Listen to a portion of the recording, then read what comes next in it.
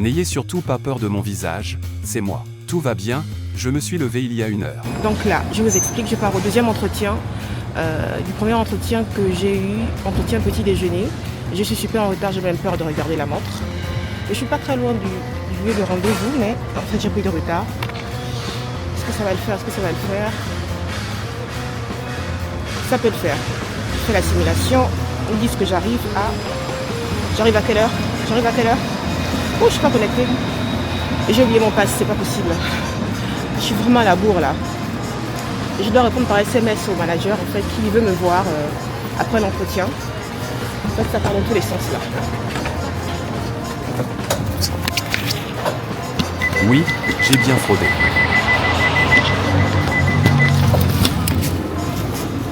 Je vous assure que rien ne va là. Et en fait il pleut et mes cheveux sont en train de friser. Et j'ai oublié le nom de la personne avec qui je fais l'interview. Mais je retiens rarement les noms des gens. En fait. Je ne retiens pas le nom des gens. En fait, je dois faire un effort pour retenir le nom des gens.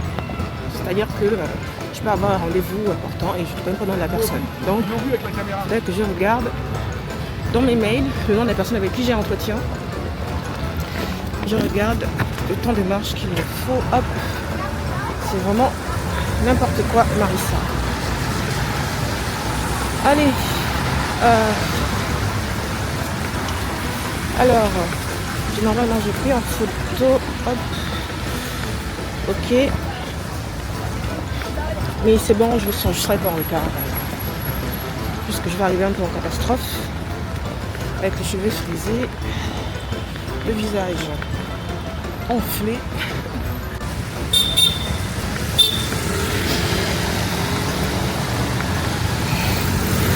Ça devrait le faire. Ça va, j'arriverai avec 5-7 minutes d'avance. C'est pas plus mal. Plus de peur que de mal. J'arrive avec 5 à 6 minutes d'avance. Alors, mon état d'esprit, je ne suis absolument pas stressée. Je comprends qu'il n'y a pas d'enjeu. En fait, souvent, qu'est-ce qui se passe avec le cerveau?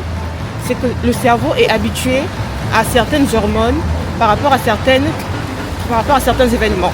En fait, souvent, ce n'est pas tant l'événement qui nous stresse, mais le souvenir que ce type d'événement nous stresse, qui crée en nous, en fait, du stress. Est-ce que tu vas bien te mettre ou pas? Ah là là, cette caméra. Non, ce n'était absolument pas la caméra, je ne sais juste pas l'utiliser. Donc, là, concrètement, je ne suis pas stressée parce que je n'ai pas d'enjeu. En fait, je ne suis pas en recherche pressée de... Je ne suis pas en recherche pressée de job. Je n'ai pas de pression par rapport à ça. Et de façon générale, nous les hypersensibles, on aime ce genre d'exercice en fait, où il faut se mettre en valeur, montrer notre expertise, montrer de quoi nous sommes capables.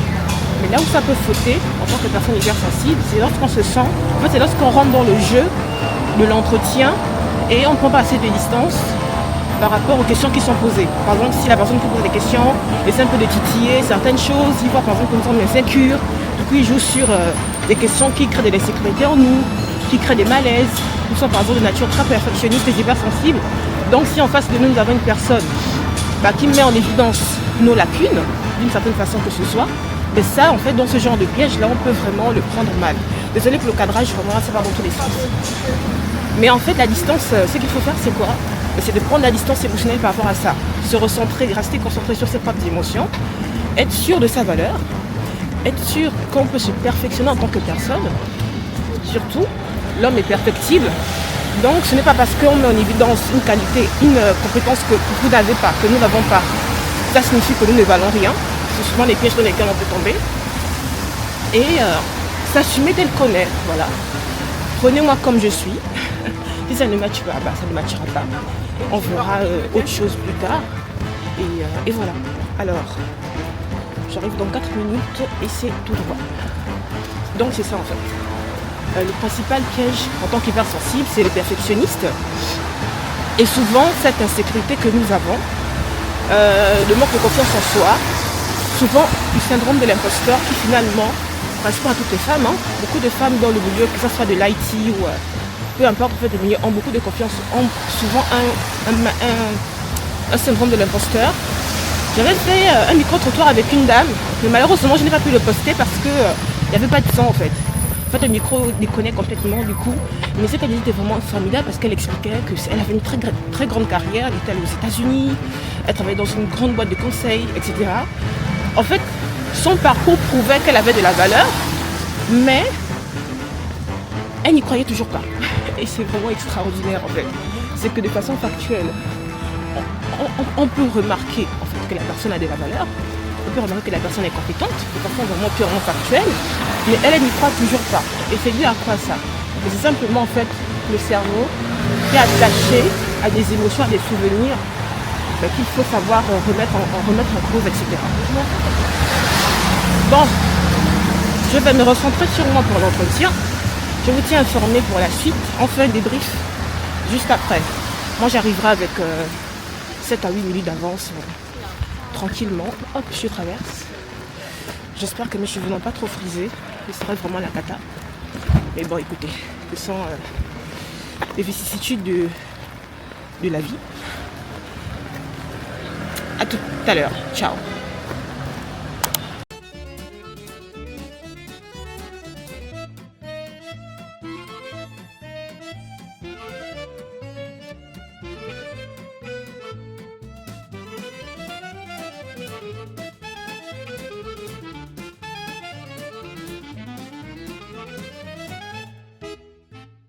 Quelque temps après l'entretien.